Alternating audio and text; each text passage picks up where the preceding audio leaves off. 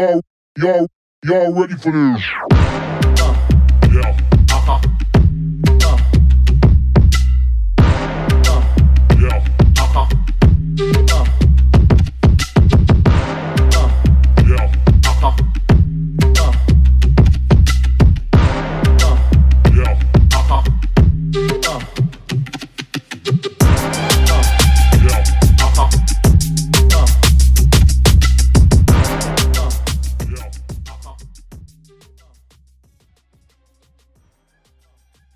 Welcome. Thanks to the sponsors there. And welcome to another edition of High FriXion Max TraXion.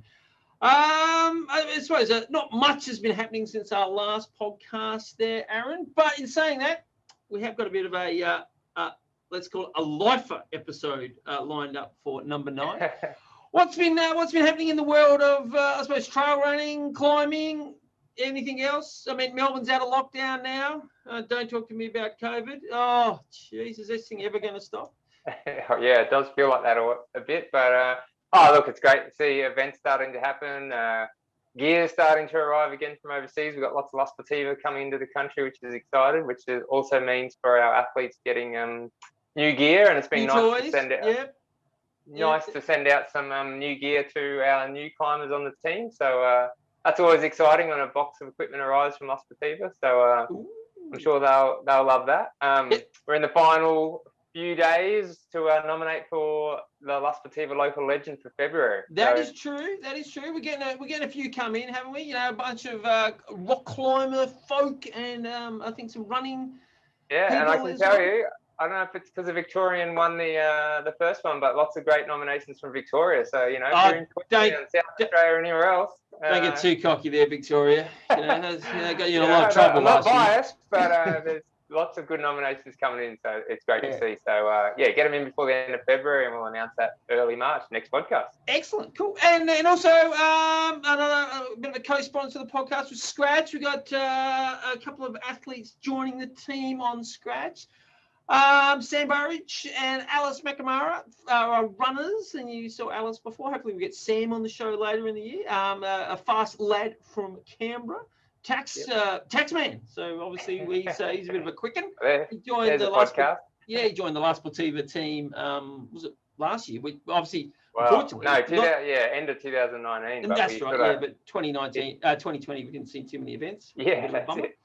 And then on the climbing, we've got Andrea Hard joining the Scratch team, and also Jake Bresnehan. And without further ado, let's let him in to the old podcast. Hold up, what's going on here? Here we go. I'll let him let him back in. Drum roll. Here we go. Welcome, Jakie B, to the High FriXion Max TraXion podcast. Welcome. Well, thank you, Matthew and Aaron. Not a problem. That is one thing. I have got some feedback from many listeners out there, Aaron. If they're listening, they don't know, they can't recognise our voices. I thought we were quite distinctive. So I'm Matthew. And I'm Aaron. and Jakie B is the third voice on the podcast. So just if you're not watching it, there we go. Welcome, Jakie B. How's it been up there in the Blue Hills? The weather hasn't been the best this week, has it? No, a few storms today, a few internet outages. So, geez, well, I'm glad everyone's complaining that it's raining, but whatever. Raining. Last year, you guys were complaining about the place burning down. Come on, what's going on here? They're never satisfied. And we don't have a Ben in the corner there. Is that internet issues, or is he out splashing in puddles? I think he's lifting those little weights or something. He's got all these. Yeah. For all you guys that don't know, Ben Cossey, follow him on Instagram. It's quite quirky what he's doing there in the old training when the weather is hitting. And you look like a few additions to your office there. Yep. Over your shoulder there. Caitlin. Okay. I was referring to the ball there. So yeah. Systems ball.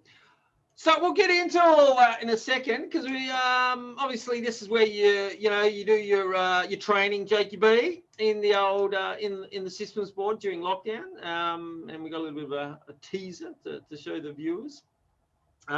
I suppose how you managed last year in lockdown. Even though I know the Blue Mountains, you're quite lucky, weren't you? In a sense, you could go out and climb and do things on a regular basis. It just wasn't. I think you're in Tasmania when everyone up there had to wear masks and they're all a bit freaked out. I remember going into a coffee shop with old Dave Brayley, and he goes, "Do I have to wear a mask?"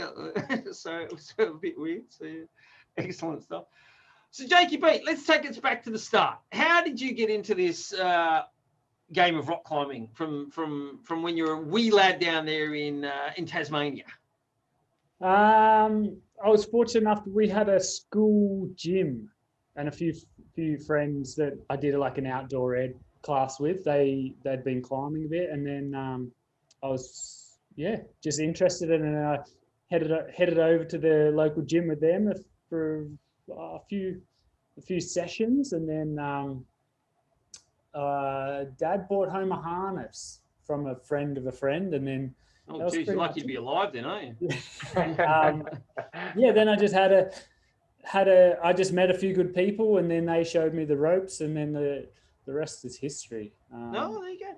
I know. I met you in, when did that? Because I met you in 2003, I think, for the first time at North Nowra Pub. I think it was a whole crew of you guys down there, and you were like keen beans. And all I remember was they going, "Oh my God, these guys got so much energy." But what year was it? Well, you said 2003, yeah? Oh, that's when Nowra I met you, yeah. When did I start climbing? Yeah, when did you start climbing? I think it was 98. Oh, okay. Yeah. So you hook, line, sink it straight in there. Yeah. And then I just kind of like each weekend I was just got a friend, his name was Alex Wilson, and his dad would just every weekend we'd like tick off the guidebook, essentially going to new crags. Okay. Not necessarily like tick off sectors, but we just go like explore. And then he was really friendly with Bob McMahon, who's a pretty famous traditional climber from Ben Lomond. Yep. And so we kind of always hooked up with those guys, and then started with a lot of trad climbing, and then I kind of, some would say, got into the wrong crowd and got into the sport climbing. Oh, yeah. I think a lot of us have followed that pathway there, Jake. That's fine. Yeah. And there's worse wrong crowds than the sport climbing crowd. Maybe not. At first I felt like I was going to the dark side, but especially coming from Tasmania. I mean, I was going to say, is that stronger, that divide in Tassie than elsewhere, or is it not really? Is it just back in the day? It was trad climbing, that was it. And then there's people like Sam Edwards and Gary Phillips and Grant Rowbottom who took it in the kind of sport climbing path. And then it's now, I would say, like a lot of the old folk are still hanging on to the history, but it's well and truly gone. Yeah. But in saying that, sport climbing down there in Tassie is still pretty adventurous. It's not like rocking up at the Centennial Glen and you've got a whole bunch of nice routes to do. It's, walking out of the Star Factory, what's that, 45-minute slug in, and it's a brilliant place. But I think that's the beauty of Tassie, isn't it? You've got that, it's sport, it's clipping bolts, but my God, it's still, it's airy and it's out there. It's not just like, and every time I go home, I'm just reminded of how epic it is. And but saying that, I think there's some of the sport climbing is really good in Tassie, but the traditional climbing is still world class. Yeah, for sure. And even like, I mean, you've got the organ pipes, literally hop, skip, and a jump from Hobart. And I remember climbing up there with yourself, and oh man, it's airy. It's so good. Yeah, like it's fantastic climbing up there, isn't it? It is good. Yeah. So there we go. So obviously, I mean, Tasmania is where you grew up, and that's where you sort of like you found your craft. And no doubt you were probably a pretty solid climber from learning the craft there in Tassie, placing the old bits and pieces in the rock. And then I suppose you got the sense of like, okay, let's head north into the mainland. We call it Australia. And that's what. When did you make that? Yeah, I mean, you went to the Gramps, I guess. First up, you read it in magazines, the old Rock magazine back in the day, or was it Climb magazine, the old Mike Myers publication? Was it Climb? I mean, that was one of my first magazines. It was actually a Climb, and I think Yuji Hirayama might have been in it. Oh yeah, when you did the Salathé, wasn't it? Correct. Cool. First trip is when I was younger, I had my motorbike license. So on the L's, you can ride around. But as soon as I got the first day that I was eligible to have my P's, I had a van, and I was on that day. I was on the Spirit of Tasmania to the Grampians for. I think I went for a few months, and I met Nathan there, which was pretty cool. Oh, So, cool. yeah, it was really cool, and after that, then you talked about the Nowra trip in 2003. Chris Webb at the time, he actually picked me up from the Canberra airport, and we drove in his little Datsun up there, and I was just camped in the animal park for a month by myself. Yeah, okay, yeah. So no, I remember you guys were just frothing, and I'm there going, oh my Lord, give me a break, man. I can't talk about climbing anymore.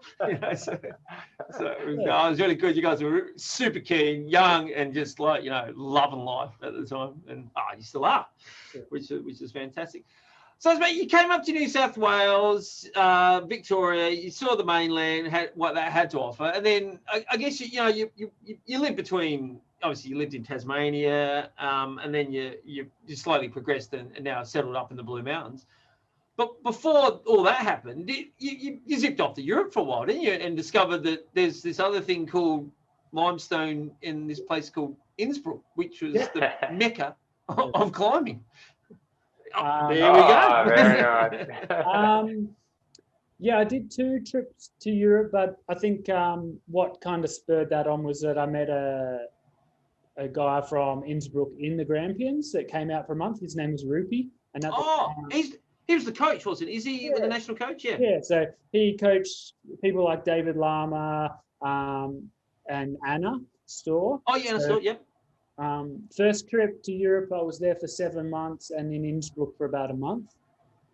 Then I came home, worked for a year and a half, I think, and then I moved to Innsbruck, to live, and I stayed there for probably 4.5 months, doing some of the World Cups, and I lived with Cody Roth.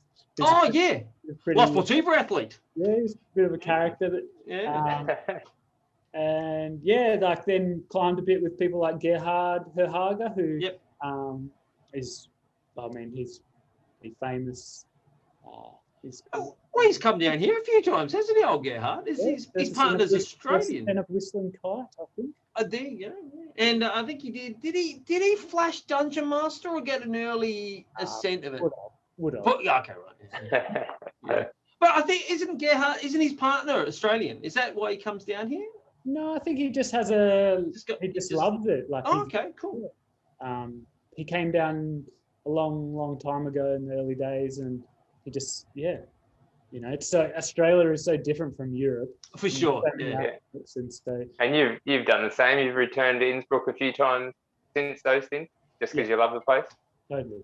Yeah, cool. Yeah, I mean, for those guys that don't know, Innsbruck is the mecca of everything, isn't it? Like, it's winter, it's skiing, and awesome trail running, awesome cycling, awesome climbing, and you can be a sports climber, mountaineer, ice climber. The whole, it's the adventure playground of the world almost. Yeah, it's pretty good, and it just keeps it's getting busier, and an hour here, an hour there. You've got so many options, or 2 hours. It's so centrally located. Like even if you're into different styles of climbing, Frankenmuir is only a couple of hours away. If you like that short bouldery sort of stuff, and then you're down in Arco in a couple of hours as well. So you Italy, Germany, whatever. Yeah, forever passing through it when you travel. And I had just 3 or 4 days. 2019, and because you just got tired of catching the train from Munich through to Bolzano without stopping in Innsbruck. Really, I was like, that's it. I'm having some time in Innsbruck. Yeah, it's so good. It's a good party town as well.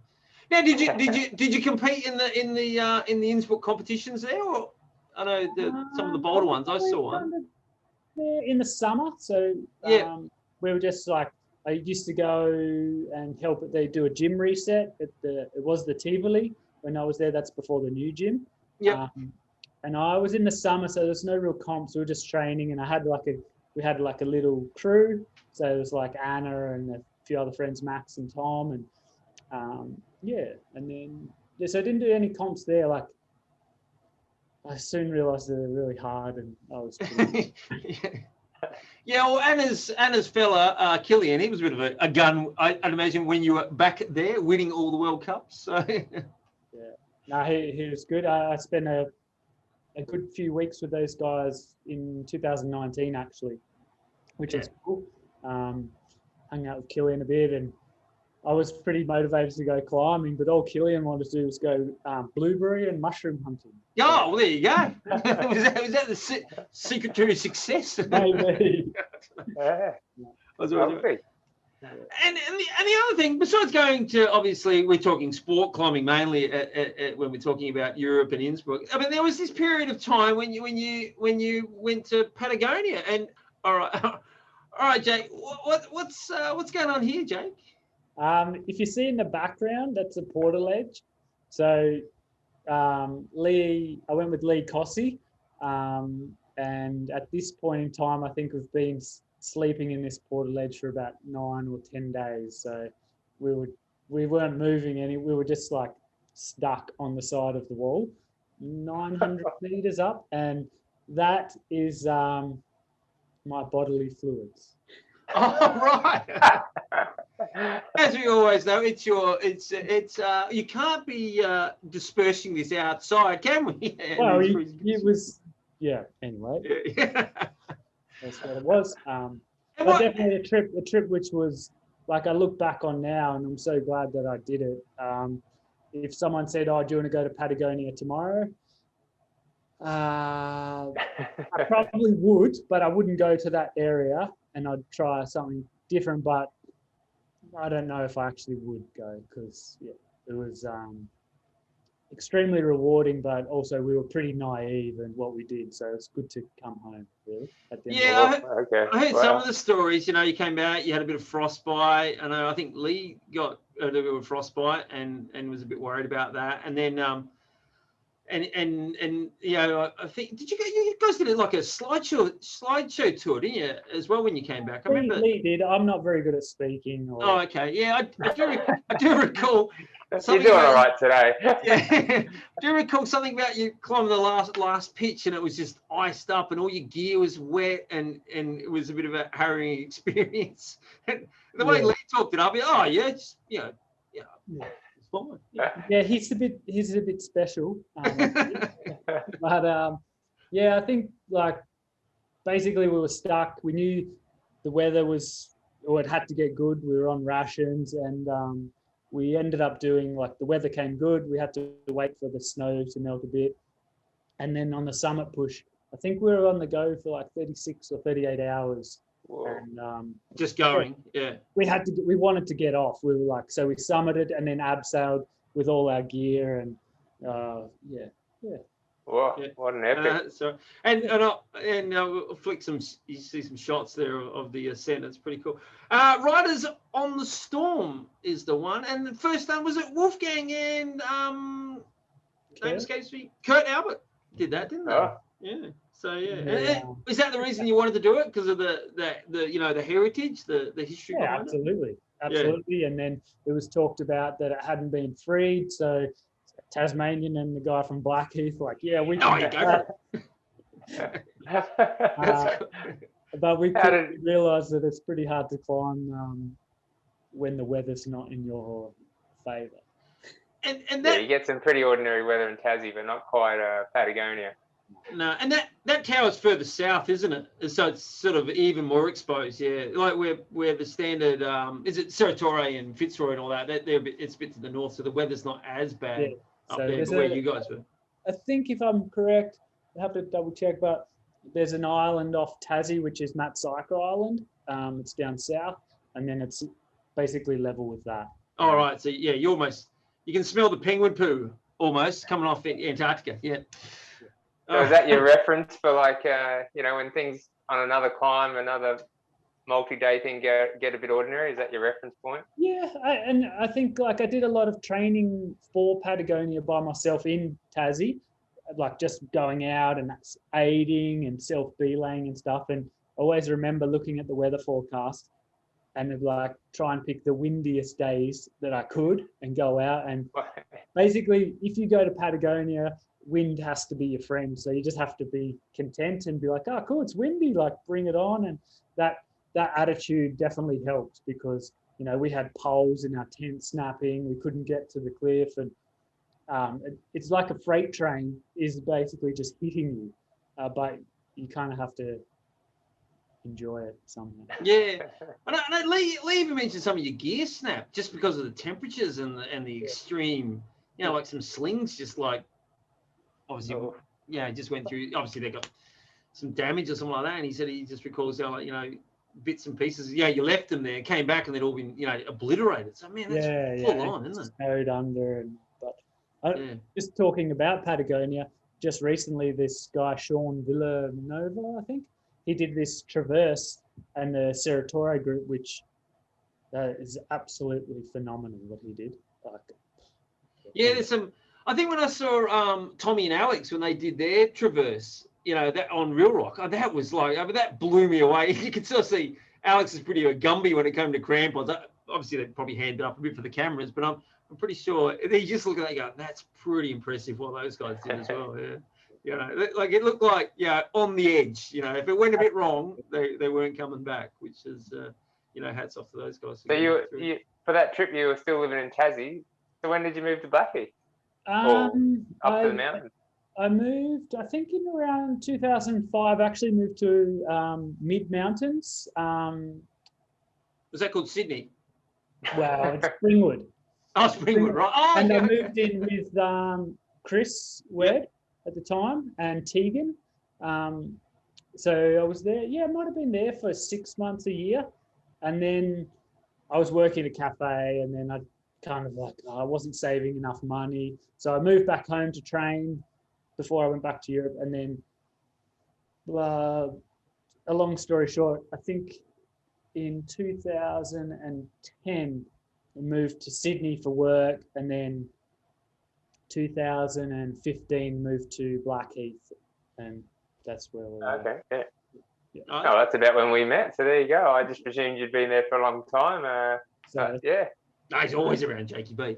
And for the listeners and the viewers out there that don't know you that well, I mean, you had a bit of time out of climbing for a bit, didn't you, as well? Like, I mean, you always had your dabbling in climbing because you loved it so much, but you did a bit of skydiving, and that took you to those, you know, jumping out of helicopters and planes. Yeah. That was, and was it just something you really wanted to do, or is it just the skydiving? I've had a few good injuries. I did some whitewater kayaking for a bit as well. But the skydiving, you're a classic, you know, what's his name? Jean Bintun too. He was a Olympic paddler as well. So for those that are in the kind of Blue Mountains community, you remember Toby Benham or Lucky Chance? Yeah. So we used to climb a lot together, and he once said to me that if you have to do anything in the world or life, you have to experience wingsuiting. And so that kind of stuck with me a lot. And then I was in the city, and I wasn't really getting much out of climbing because I was working a lot. And then so I decided to pull the trigger and take up skydiving for the purpose of wingsuiting to experience it. And I think I did it for like 3 years and maybe 150 wingsuit jumps. So cool. About 350 skydives, and it was so awesome. Yeah. Oh, and you were always out of a plane or a helicopter, like you didn't take up the base jumping. No, I did a handful of helicopter jumps, no cliff jumps or no base jumps. I have a bit of an addictive personality, and I mean, skydiving is pretty selfish in its own right. I mean, once I had enough of the wingsuiting, I just pulled the plug and had a few friends who no longer with us from the skydiving, and I was like, I don't know, Caitlin and Fig are pretty cool. So yeah. It's a tragic story, isn't it? With a lot of the base jumpers and skydivers, you know, unfortunately a mistake in that game, and there's no real coming back from it. But yeah, that was, I wouldn't like, if anyone's interested in it, I'd highly recommend doing it. And I'm glad Yeah, no, it looks like fun. Yeah, cool. Yeah, well, that's cool. I didn't realize I'd seen photos of you wingsuiting, and I knew you'd done it, but not that many. Because like a lot of people just do the old tandem parachute for a birthday present or something, and then a box party or something like that. Yeah, 350 jumps is that's solid, and then plus the wingsuiting. Whoa, yeah. And it was pretty cool, like wingsuit jumps around the country, and then they'd get people from Europe to come in, and you're doing like 10-way wingsuit smoke jumps. It was cool. Oh, so you were involved in all that, like big jumps? Cool. Oh, cool, excellent. But not as cool as sending a hard route. Oh, yeah, exactly. Yeah, no. Well, I've done neither of those, but I was hooked on. There was a song a few years ago, and it had nothing really to do with it, but the film clip was this guy like just doing insane wingsuiting. And then I was just hooked on watching like the YouTube clips of it with, where they're just coming down ski runs and, they're flying towards flares and stuff. And I was just thinking that's pretty extreme. Like it's full on, but at the same, there's that little bit in you that like, oh, I want to do that. So, but I haven't. That's the difference. Yeah. Now, and then you obviously when you moved up there in the hills, and you mentioned your lovely partner Caitlin, who we all know, and you did a bit of running together, didn't you, at one stage there as well? Yeah. And obviously Caitlin is a fantastic runner, still in the game. Now, I think Aaron's been helping her out there, I believe. Is this correct, Aaron? Oh yeah, I did coach Caitlin for a few UTAs. She's she's a great runner. If she ever gets one totally right, she was fifth last year, and she was 2019. So but I actually met Jake running. I knew he was a climber. I knew him by reputation, and like in Hounslow, the first year of Hounslow, this guy comes past me at warp speed down through the Grand Canyon, chatting away, telling me where to look out for and what to do. And I remember thinking, man, these like climbers can run. Like Jake's he was pinning it. And then I caught him like along the sort of flat before the climb. And he's like, oh, it's your turn now, go for it. But it was impressive. And then, I think we just kind of like kept crossing paths, obviously through the Las Pativa connection. Down in Buffalo and done a bit of running. So it's been cool. It's been a nice sort of swap over. Or Lee did Buffalo as well. So it's been nice for the two teams like that. And Jakie, UTA, was it UTA then, or was it called the North Face back then? I think it might have been UTA. Was it the first year of UTA? UTA, yeah. What was it? Fifth? Was that fifth in the 50? Is that right? I think it was something like that. Yeah. Not bad. Not bad for a Rocky. That was before I got hard. No, and thank you, Jake. You managed to help me train for that event as well. So I appreciate the efforts. We used to go out there and used to. Oh man, I was enjoyed the time of the running. But it's hard to do both. Like hard to climb and run. I'm either in one or the other. So. And I know from your personality, you don't do things by halves. You sort of like 100% in, and you do it, or you don't. Like for example, coffee. Yeah. It's not. You have a coffee at Jake's. It's like it's coffee. It's the good stuff. Which coffee blend are we drinking today, there, Jake? It's probably some nice Ethiopian from Sample Coffee. Sample Coffee, very good, lovely. Now I mentioned one love of your life. Now just bear with me while I bring up the second love of your life. Big dog. What is Figgy up to here? That's a good one. So tell us about Figgy. Yeah, Jake? She's 5 actually now. Wow. Yeah. Not the smartest dog, but you win some, you lose some.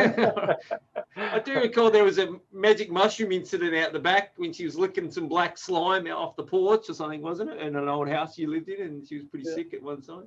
And has the ability to drain the bank account when you go to the vet. I think that's pretty common. She was wearing the cone of what's it called? Cone of shame. I do remember that. Yeah. So. That's on high rotation around here.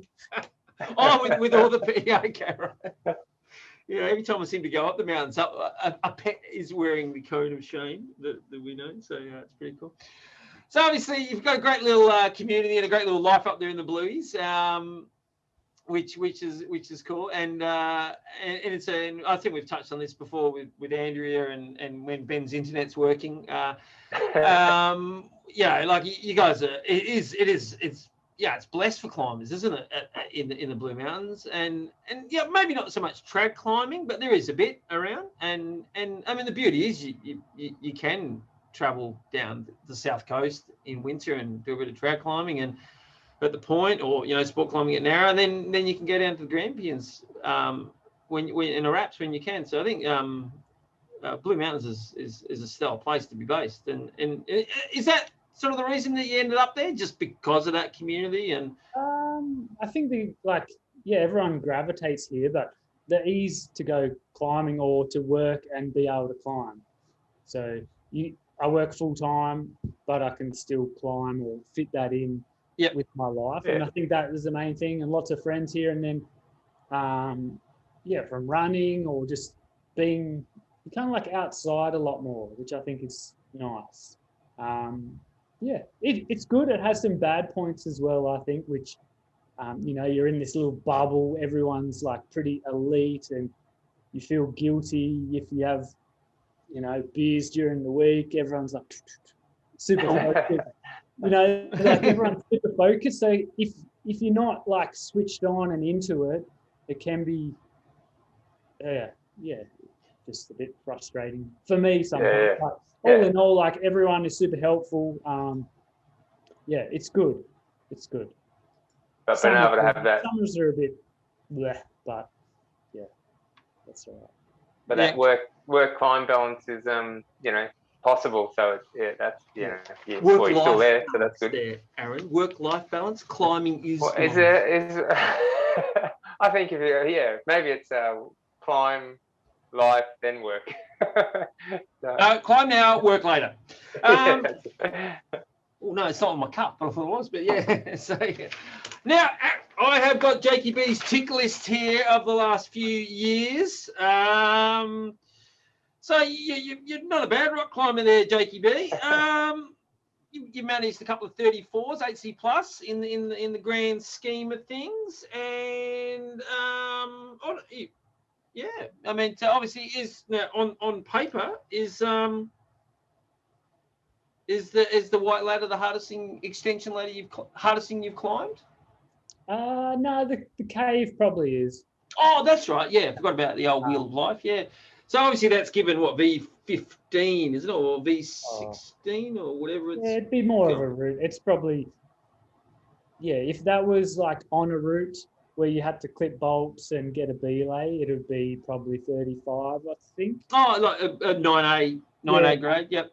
But because the way you can work it or could work it, just makes it, the fine tuningness and stuff and the ease kind of, but if that was actually on a rope, it would be pretty hard. It'd be a mission, because it just feel harder. Yeah. So, I think that the beauty of bouldering is you can step on, step off, step on, step off. And you can really, let's say, rehearse the moves, can't you? Really well. Whereas on a rope, you're out from a bolt, you fall off. You got to jog back up, and it just the mechanics of it all makes it a bit more sort of time consuming and what do you say? Tricky to do, I guess, isn't it? And then the white ladder extension thing. I mean, maybe it's easier. I don't know. No, you used one of these cheeky knee bars. It's in a bit of controversial in the press at the moment, I've heard. There's a couple of podcasts out there claiming needs to be done again. Yeah, probably. Sound like some Tasmanians. Yeah. I mean, the grades of all, like a lot of the harder routes are all subjective. For some people, they're easier and stuff. I don't know. I'm just kind of into trying to do them all. Yeah. I mean, exactly. If you've got motivate you. exactly. If you got Alex Megos fingers, they're all going to be easy, aren't they? Let's be honest. But, I notice he uses that sort of theory of like how long it takes him to climb something, to help decide how hard it is or how to grade it. Where he says, something he's done in 3 days, but others has just been like months of like. So it's so subjective, but it goes with all climbs for all people, I guess. So, Jakie, last year you took a little bit of time off the rope and you went bouldering, and was that something you thought, oh, I haven't done much bouldering, I've done Wheel of Life, but it's really a route. Is it something that you just thought, oh, COVID lockdown, let's toss out the rope and let's bring out the pad and let's try bouldering for a year, or is it just one of the mix it up? No, it was like a definite decision, and I think I would probably do a bit more this year, all going well. Yeah, I think just there's a few climbs I want to do which are a bit harder, and I think going back to those on a weekend basis, I probably can get up them, but I kind of want to step back, and I haven't done much like hard bouldering. Right. And so I think that's a really good avenue to upskill quickly and get better, because there's nothing better than a hard boulder from a training point of view as well. So yeah, cool. Yeah, so you mainly train outside, if like in a sense, like your bouldering outdoors helps your rock climbing rather than you're on the boards, you're on the woodies and things like that, but you just think that but I just kind of like it's a big hole in my climbing, the hard bouldering. Like I haven't done much, and so it's like a great opportunity to just pick off like a big weakness, I think, and then hopefully that once I can translate that back to the route climbing will help me get over this plateau. Yeah, cool. And you're naturally quite fit, and you've got quite good endurance, and you say that would be one of your strengths. So when you say you're going bouldering and you're not very good at it, I mean you're not bad at it. You've ticked a few hardens out there, some V12s and whatnot. But you think just adding that, just topping up the tank there on the bouldering just gets your power level up, and then you can come out and get relatively fit quite quickly, and then send rock routes. Is that what you've experienced? Yeah, totally. And I just like, if I can have some 13s and stuff under my belt, like that's some good power to take onto a hard route. What's on the cards then? V13s this year, Jakie B. Yeah, laying it down here on the podcast. What did I read something that I was going to say you were hoping, like, once we're out of we can travel, you're keen to head back to New Zealand and to Castle. Is that on your list? Yeah, that would be that's very, very high. In terms of boulders there, just do them, like all of them. Just everyone. But I'm very fortunate enough. I work remotely, so I think I can do a good stint over there, which would be cool. Well, I think you have to with this quarantine stuff there, Jakie B, at the moment. Don't talk to me about New Zealand. Oh, jeez. Oh, it's like going to Tassie, extended trip. Yeah. Hopefully it's we're going to get out of it when the old vaccines rock and roll, but you won't have to do your 28 days of quarantine if you decide to go to New Zealand for a 2-week boulder trip. So yeah, but obviously this year, last year you did some nice ones there, didn't you? Like I know I ran into Sissy. You did the old was it Silent Bob? Is that one there? So you smashed. Just doing the classics. Nice, yeah. Oh, cool. And what is your favourite bouldering area? Like, obviously, you're talking about Castle Hill being definitely a classic one. Have you got aspirations to go back to Fontainebleau? I would love to go back to Fontainebleau. Have you climbed much there? A few days on my first trip to Europe. Okay, cool. But Fontainebleau. Where else? Switzerland. But then I don't know. I also like the places like Patagonia. If you've got a hard problem that keeps you occupied and it's motivated, it can be anywhere. Yeah, for sure. But yeah. I know we spoke earlier in the week, and you were sort of saying you like the grand lines and you like the problems rather than you're not going to be sitting in some skanky cave like getting dirty just because it's a big number. You'd rather go out and chase the classics, so to speak, of the bouldering. Yeah, I don't have time for that stuff. Oh, well, the little the one movers. Oh, maybe I'm not strong enough for it. Yeah, I think that's the problem. A lot of people are these one movers. But yeah, no, that's cool. Excellent. So obviously you spent time bouldering, and for those guys last year, but you did a special ascent of a pretty hard route in the Blue Mountains. Was it the first 8C in the Blueies, I believe? Is that right? Mechanical? Looks like news to Jake. Forgot about that one. I think it was just originally another AC. It was actually plus, wasn't it, originally? Yeah, I think grey area was done before it. Was it? Okay, right. I know they're pretty close. I Yeah, remember. it was good. Good to sneak that one in before it got hot. All right. Well, let me just roll some footage here of you doing it. All right, Jakie B. So this is for people that don't know. It's mechanical animals.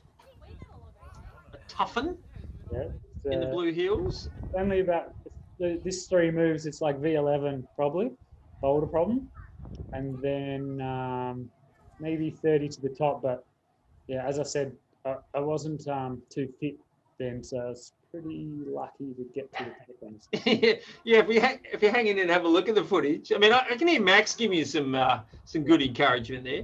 This is probably the hardest move on the link. That one there. Yeah. And what's that? What are you going to there? Is that a good hold or is it? Yeah, like a medium slopey campus edge. Oh, nice. Yeah, and then not crazy to the top, but you're a bit power drained. Yeah, and is that the foothold that you use on tripe? What you got there in your right hand? No. Is it a bit higher? It is actually, yes. It is, yeah. And I know that's the mono that you use there on your left hand. Yeah.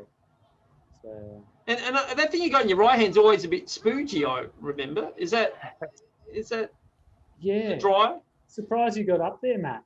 Well, yeah, it's a bit high. I did the variant into this one here. I fell here actually on this move. I think that move there is where that's my high point. That was a great fight. Obviously, you can get to see this, and the elbows come out. Yeah. But is it rewarding there, Jake? I know it is. Something like that. You've worked on it for a while. And just to push through and get it done. Yeah. Yeah, definitely. And I think that's like, you can go and try a hard route and, feel like you're close or get close, but you either do it or you don't. And I think the times where you're kind of got to go through the motions of not actually enjoying the process and then doing it, that's when it's rewarding. I think. Yeah. It must feel good too, like to send that when you, like you said, you didn't feel like you're in top form, but just experience and on the day you're able to still pull it off. And I think you just got to, like, it's quite often you never feel I'm never in form really. But if just at the end of the day, you just got to go out and have a crack, and if you fail, like, be okay with failing. And happens most of the time. And do you find the older you get and the more sort of experience you get is like, when you go and try a red point, you go at 100%, even if you're feeling, oh my God, I'm getting pumped, this is ridiculous, that I didn't hold that right, that wasn't quite right, but you still keep on trucking just so you can, like, potentially you could top out on the thing, I think I'm not getting older, Matt. Well, we all are, Jakie B, unfortunately. Yeah, definitely. You have to seize the moment, and we're pretty lucky up here because we can go. Oh, I'll go back and I can try it next weekend and stuff. But there's so many routes I want to try over there and over there. Like, you actually have to remind yourself that, you kind of got to seize the moment, essentially. Yeah. So once you've tied in, basically, you're giving it a red hot go. And I know some days it's not there, but. Yeah. But like, I mean, in that classic, that footage that we just witnessed, you're pumped at the top, like out of your head, but you just, cool as a cucumber, the elbows came up, but you hung in there and you set the thing. And that just, I suppose that comes from that, doesn't it? You don't feel comfortable. Yeah. And I think from probably experience as well, like I've done a few, like always been a bit of a base builder. So I've like built a base of hard routes and not gone out too far really from what I'm capable of, and then having the ability, like, well, I've done hard routes before, and I just believe that I can do it, and so you kind of back yourself, and that's it. That was a good example of that, I think. Yeah. No, look, like you had confidence in the top. I mean, for example, if you're Justin Clark, you'd have probably fallen off because he gets as soon as he gets pumped, he goes, oh, I can't climb anymore. But I'm not sure if people know who Justin Clark is, Matt. Oh, that's right. Yeah. First ascended Super Week. He did, didn't he? Yeah. Yeah, it was.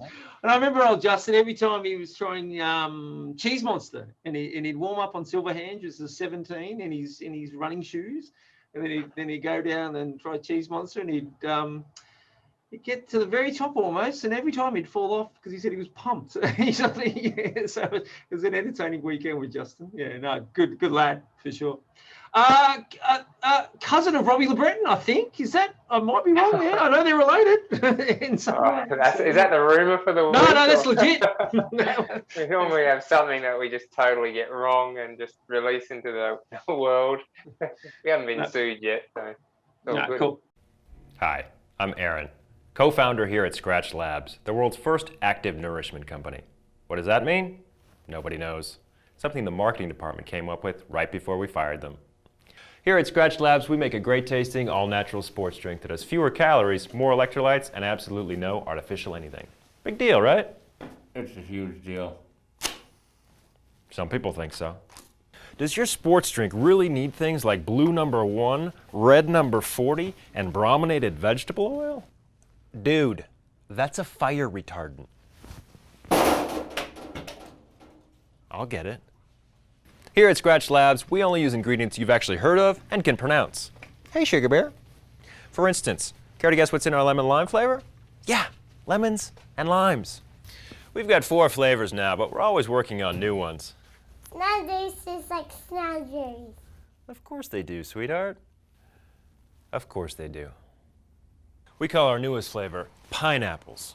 Is that because we use a bunch of chemicals that taste like pineapples? No. It's because we use, actual pineapples. Look, don't overcomplicate things. Scratch Labs makes a sports drink that has everything you need and nothing you don't. We're not exactly doing rocket science, people. Okay, we're doing a little bit of rocket science. So stop using an artificially colored, artificially flavored, chock-full of preservatives sports drink and start using an all-natural one that actually works and doesn't taste like crap. We are Scratch Labs, and that's the end of our commercial. Okay, that's the end of our commercial. Thanks there from Scratch, another sponsor of the High FriXion Max TraXion podcast. So still wrapping up before the world went all a bit pear-shaped in 2020, Jakey B. You went down to Tassie with a good mate, and you did some pretty extreme climbing there on Frenchman's Cap. Can you tell us about that little journey into the wilderness? I suppose it's always been in my mind to go to Frenchman's with someone that is a very good climber. Lee's pretty good, isn't he? So I ended up kind of teeing up a week with Lee, which was cool. And then I think the whole idea escalated because Simon Bischoff is a Tasmanian climber. He brought out a book. Yeah, I've seen that. That's stories about Frenchman's, and there was an interview with me which referenced Frenchman's Cap, and so I was like, I've got to get this done, this idea. And so Lee and I had a dream trip. We got awesome weather. I think I picked him up at the airport. We drove all night.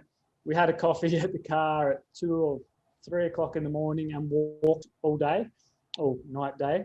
And then the next day we did the route, which we'd kind of planned to do, which was like a dream kind of route, ground up, on-site, new route, no falls.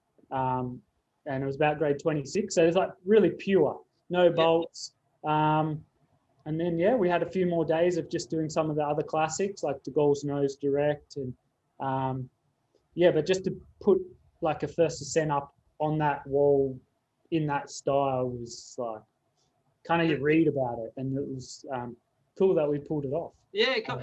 And we haven't even written it up yet. We've kind of. Oh, right. That's not like you guys want to do that. it's on my list. Oh, right, okay. And you got benighted on the route, is that right? You had to sort of like bivvy on a ledge. Is this Close. Yeah, close. All right. Yeah, the last 2 pictures was the dark and there were waterfalls and all that kind of stuff. But true adventure. Sounds great.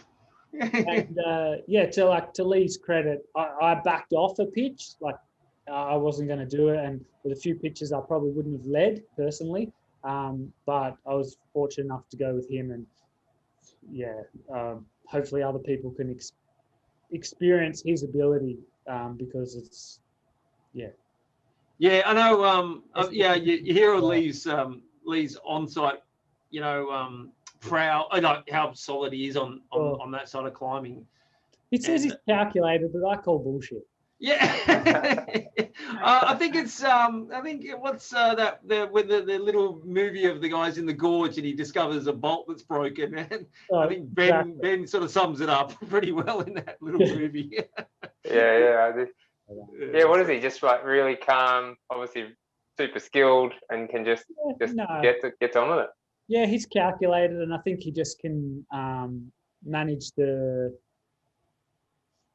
fear quite well and climb to his ability in those situations, which not really many people can. And yeah, grade 26 on site, kind of R-rated trad climbing. And no one's coming to get you at Frenchman's Cap. No.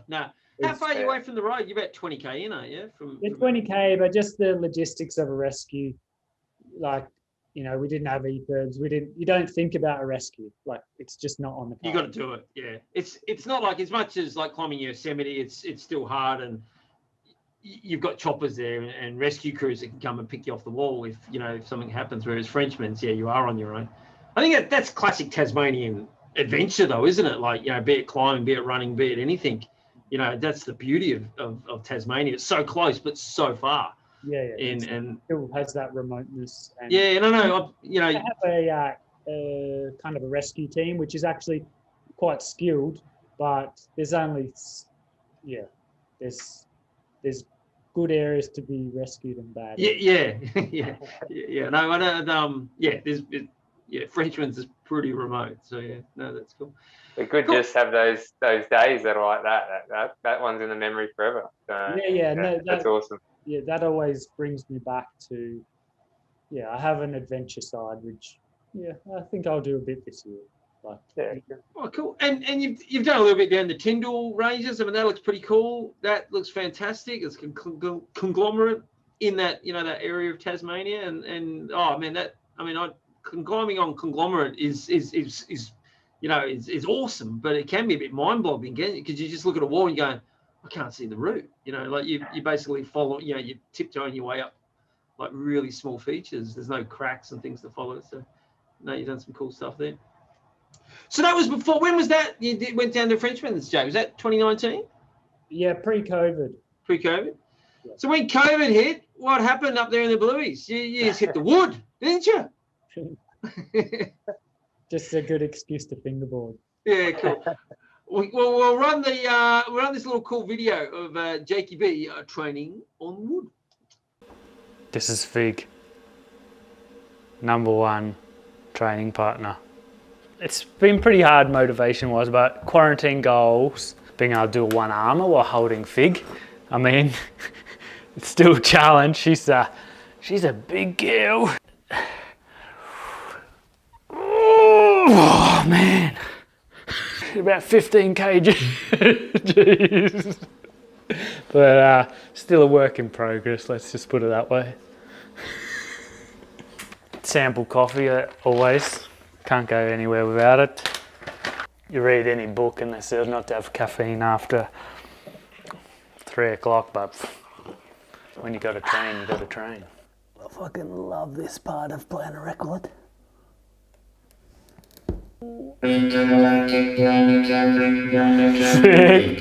Got a couple of hangboards, Beastmakers, got some edges as well, and I've got a system board.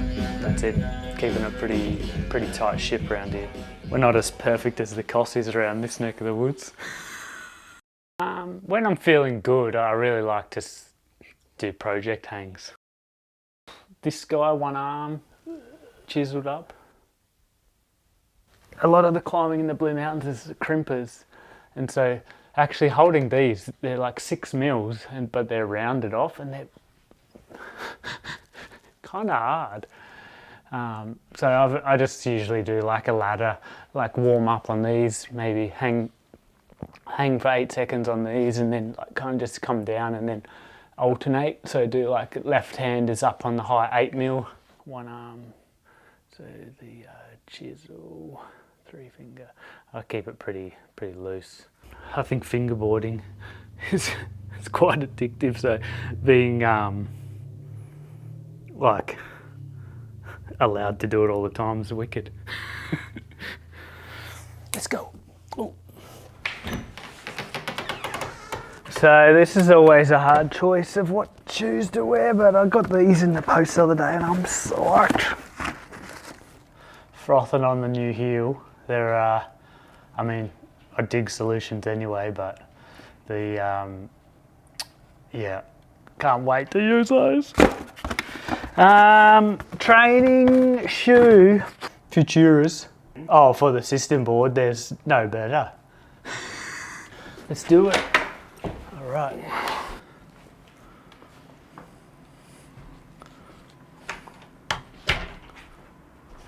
It's a bit dark.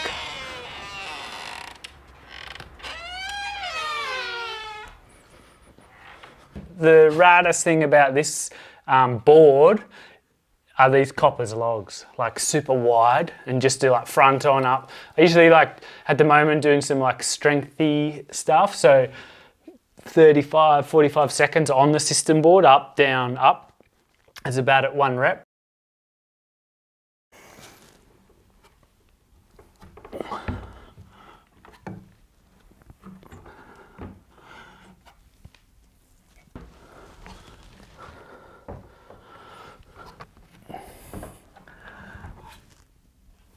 Yeah, just super slow and controlled, but look at them, they're beautiful. You know, you're just repeating that same movement over and over, and by the 4th rep, you're cooking. Yeah. The guy who built this was from New Zealand, Philip Sage, and I mean, still to this day, what he achieved was awesome. He did Better Than Life, which is a really famous 32 in Centennial Glen, like 3rd shot, and it's like unheard of. And I mean, there's a bit of like, yeah, motivation.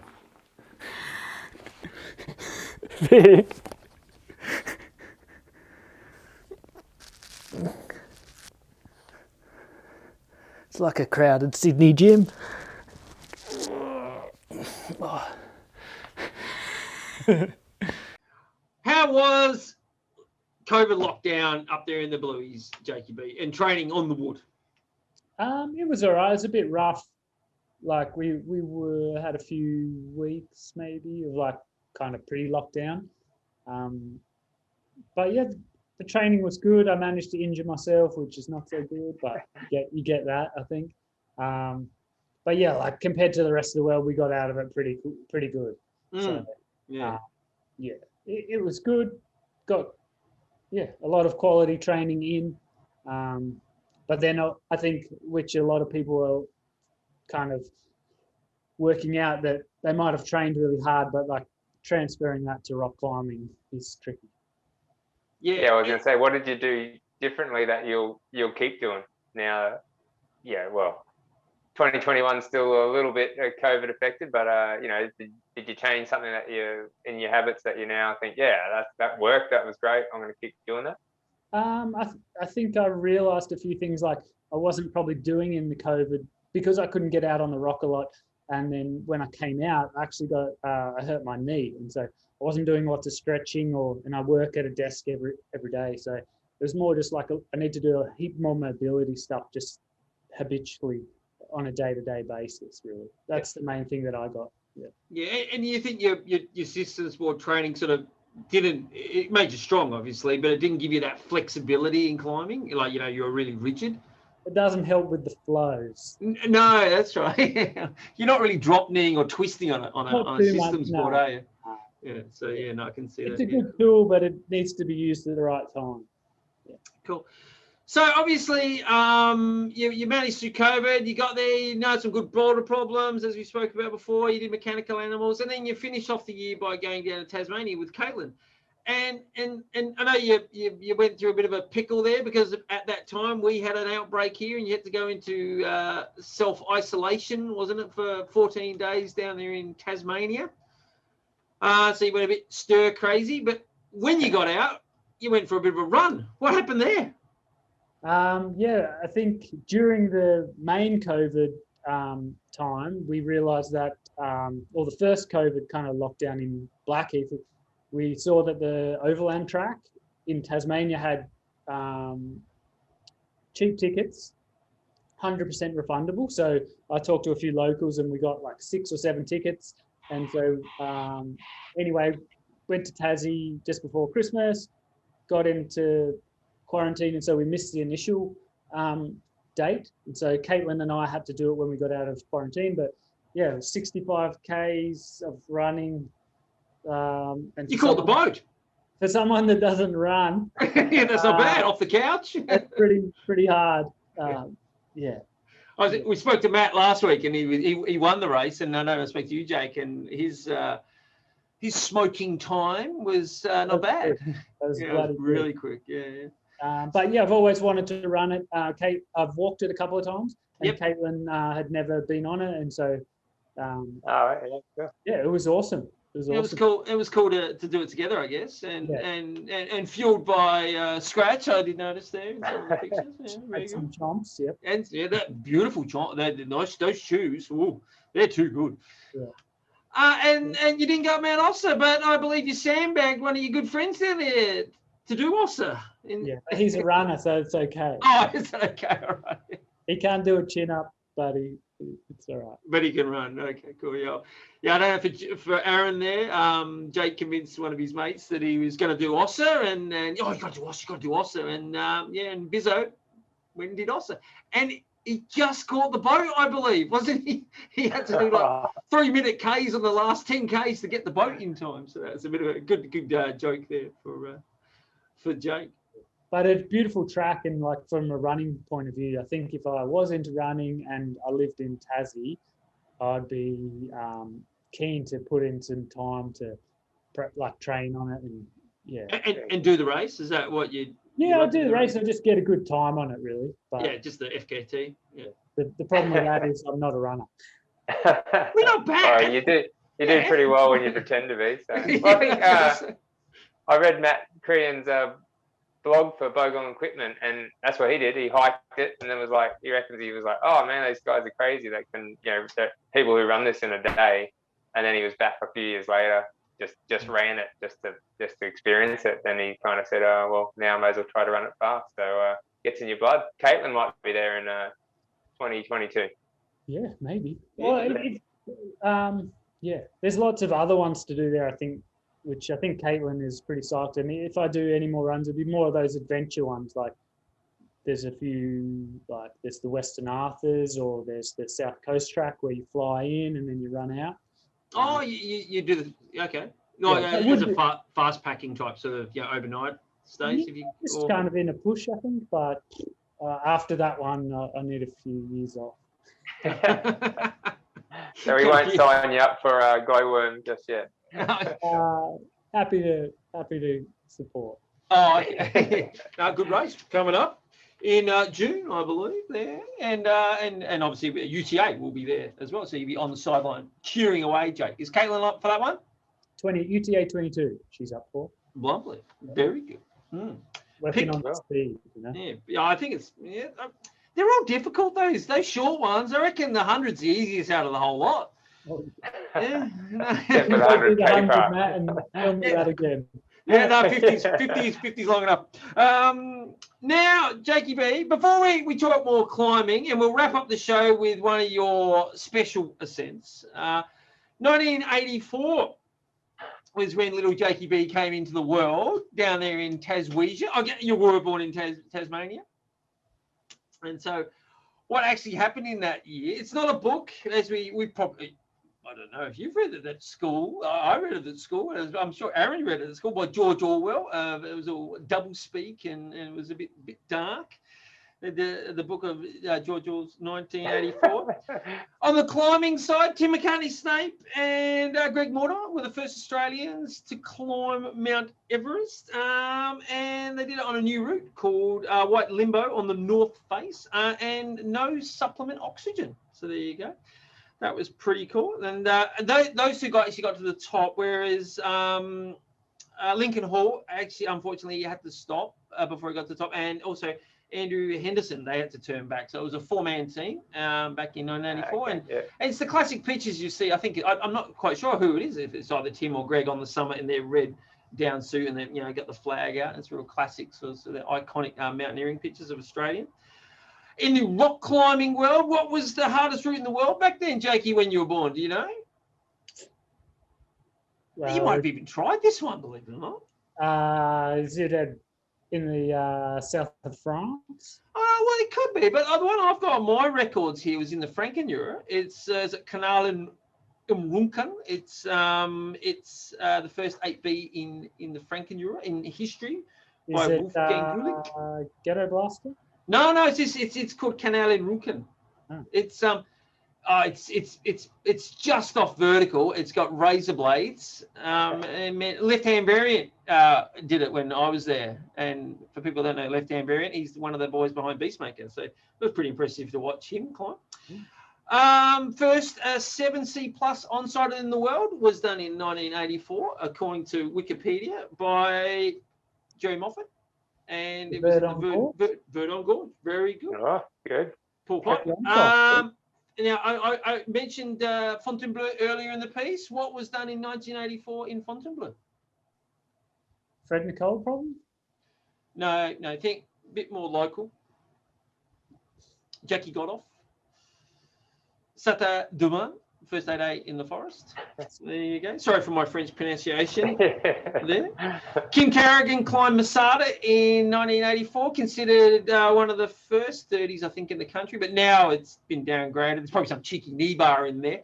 It's down at 29. And the Grampians actually was dedicated a national park in 1984, so that's pretty cool. There's a whole bunch of other sort of stuff. The Olympics were on in LA, and obviously the Soviets decided not to go to that one. But I never knew this, but this was the first Olympic Games that women run the marathon, and we're introduced into road cycling. So that's when you think about it, that's Come not a that long fair ago. way. Yeah. Some bad things from the Olympics: synchronized swimming and rhythmic gymnastics was introduced. Don't want to offend anyone about that, but yeah, that's it. You just no synchronized swimmers are by and scratch now. and windsurfing was introduced as well.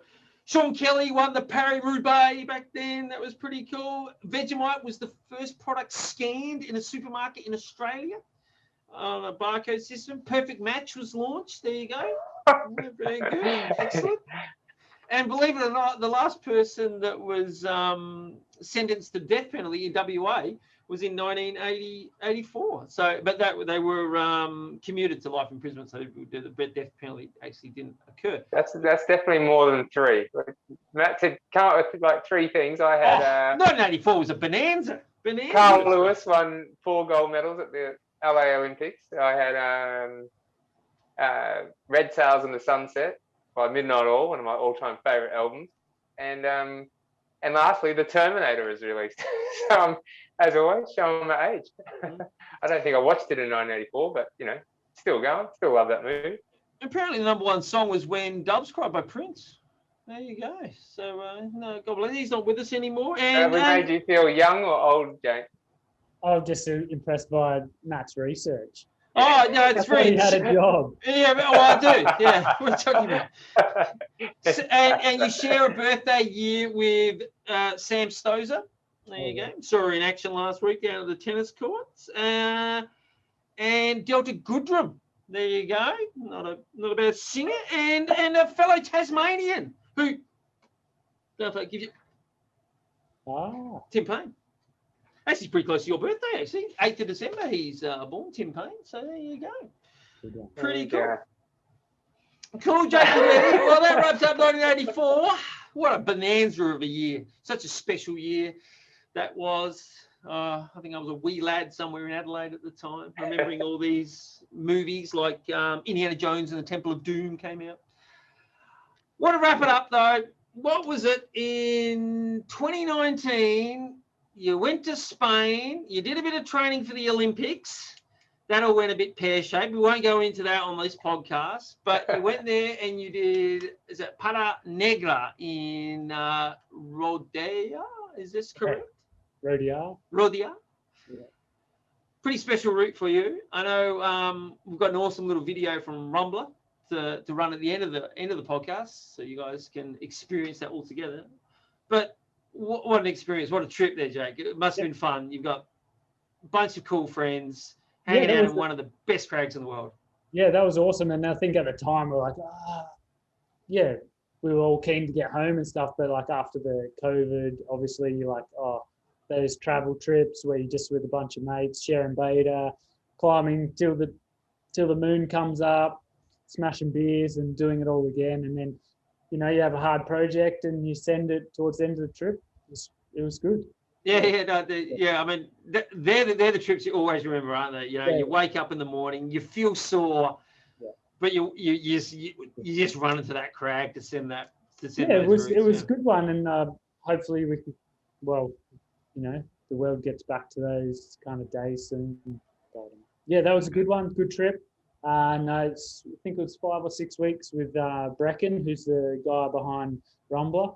That was good. Yeah. It's good. He climbed really well, crashed his drone, that kind of thing. Yeah, as you do when you're on there. No, it's cool. Awesome footage from Brecken, and he's a whiz with the camera, and I think he's just captured the story, and obviously it's on our YouTube channel. The 5-part story, but you sum it up there, Jakie, with your send of this classic Patagonia.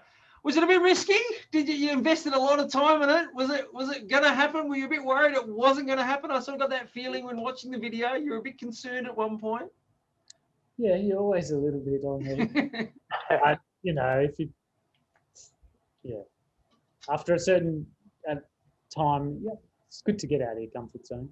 I think that was your dilemma, wasn't it? Whether to, just climb lots of great climbs or send that. So no, it was no good. regrets now. Before going over to that trip, I was a bit unsure, and then I think I'd come off at a good Nara season, and it's good. Yeah, strong. Yeah. Hey, you've been there before the trip, actually. Is this your first time there, or? I went there in 2007. Okay, so you sampled the rock. You knew what it was about. First 8A pluses in that same cave. Right. Which is 30. It's good. I don't know if I'd go back there, but I'd like to go to a few other areas in Spain. But it was definitely good. Well, fingers crossed. And if the world doesn't go to hell in a handbag this year, we can be back there in 2022 or in 2023. Yeah. That'd be cool. I'll hold your ropes if we can, Jake. That'd be fantastic. No, cool. Jake, thanks very much for joining us on the show today. It's been great. Always great to talk. Great to hear your inspiration and your enthusiasm for the running, climbing, skydiving, just anything that you do. You sort of embrace it and you take it to the next level. It's fantastic. Appreciate it. Yeah, cool. Thanks, Jake. Looking forward to catching up with you. Somewhere this year with for a coffee and a fine. Totally. That's if you Victorians are allowed to travel. All right. All right. Thanks, Jakie B. No worries. Thanks for having us. All right. See you later. Thanks, guys. See ya.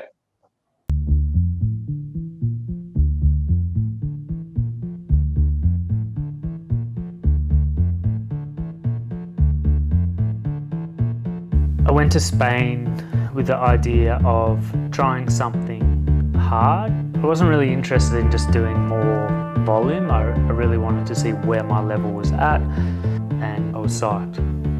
The routes that stick out to me all over the world are the ones which have history and take an impressive line. For me, that was Patagonia. Patagonia itself darts on the right side of this arch. It goes all the way up. It's steep for a long time. Yeah, 35 meters of like continuous, and it's super resistancy. But there's 3 moves up the top, which I mean are quite hard after doing all that other climbing. Come on!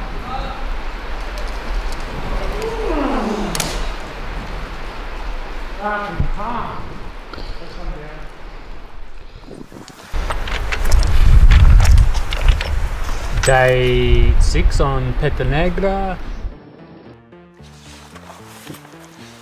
Struggle's real.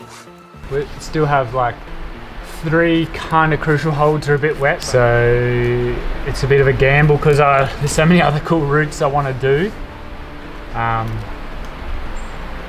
Yeah.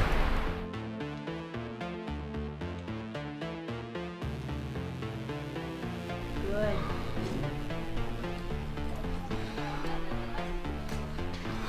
You're gonna get, come on.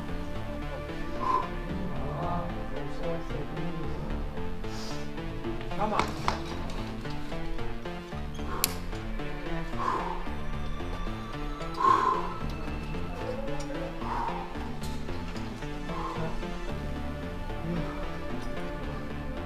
What's okay? Come on.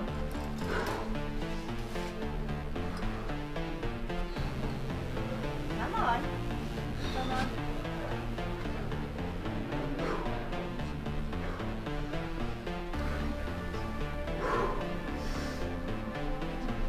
Good.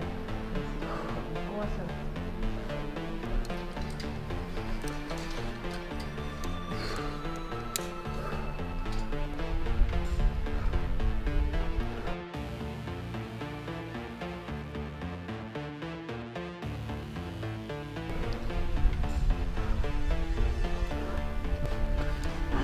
Come on, Jake.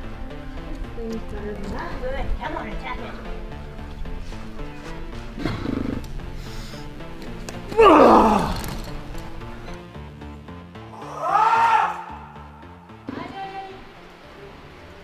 Come on, dude.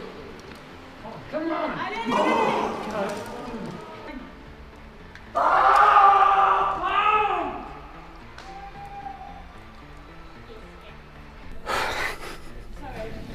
Fucking rock climbing. Yeah, with 3 days left of the holiday, fatigue kicking in. I think I've been on the road for like 5-6 weeks and still have my drawers hanging. Positivity was low, but I just had to kind of keep tricking myself and trying to think of ways to stay positive, because yeah, it definitely was negative mindset. Good, Jake.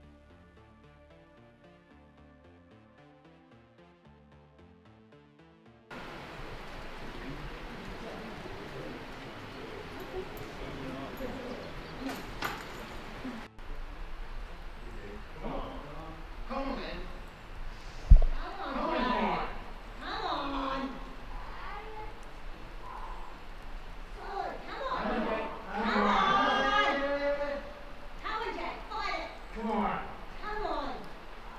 Come on. Come on, Jake.